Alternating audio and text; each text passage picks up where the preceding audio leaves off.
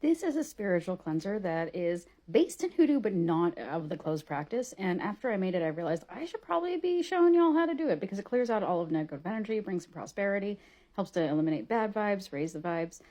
This is day one, like I just made it. You will let it sit for a couple of days, but I will go over it real quick.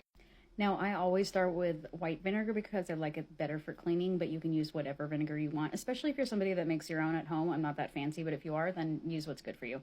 But the first thing you're going to want to do is get lemon skin. Not necessarily the fruit. I just kind of cut off the ends and I chopped them up and I put them into the jar. The jar you don't actually necessarily have to cleanse beforehand because it's going to get cleansed as you do it. Another thing I put in there is a chunk of cinnamon. That's for abundance and attracting prosperity. I also put in a bay leaf because I do a lot of spell work at my house, and so I send out a lot of energy. And the biggest reason that bay leaves are really good for making wishes on is because they send out so much energy. This is also a really good way to reinfuse my house because my house and everything in it always helps me with everything that I'm doing, including just existing. And so it's kind of a way of refueling them too. The other thing that I put in is, if you don't have them whole, you don't have to use whole ones, but I put 7 cloves. 7 is kind of my lucky number.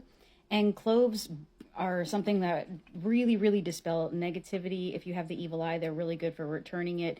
And I mean, all these things are good for negativity returning, but like very specific ones. I have a lot of people around me that get the fake friendly, you know? They get really envious and they get close to me for wanting to use things. And when I set boundaries, they don't like me. And so those vibes a lot of times will linger because they've hung out at my house or something before I ended up seeing their true colors. And once I do, I never try to repaint somebody, but I do try to repaint the energy in my house. And cloves especially is somewhere where it's great for breaking cycles as well as pulling out all that old energy and just not necessarily getting rid of it, but it's transmuting it. Because I don't like to just get rid of everything. If it's been given to me, like, that's awesome. That's something that I can use. Like, yes, there's always an excess, but it can also be transmuted into like whatever it is that I'm working on. And my house is always working with me towards my goals on anything that I'm working on. So once this sits for a couple of days, I'm going to put it somewhere that is dark.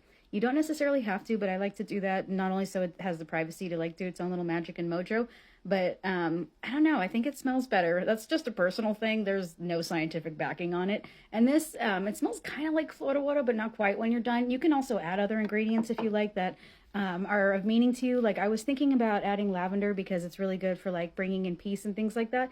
But that's not quite the vibe I was going for right now. I wanted like prosperity. I wanted cutting of ties. And like this particular combination is great for that.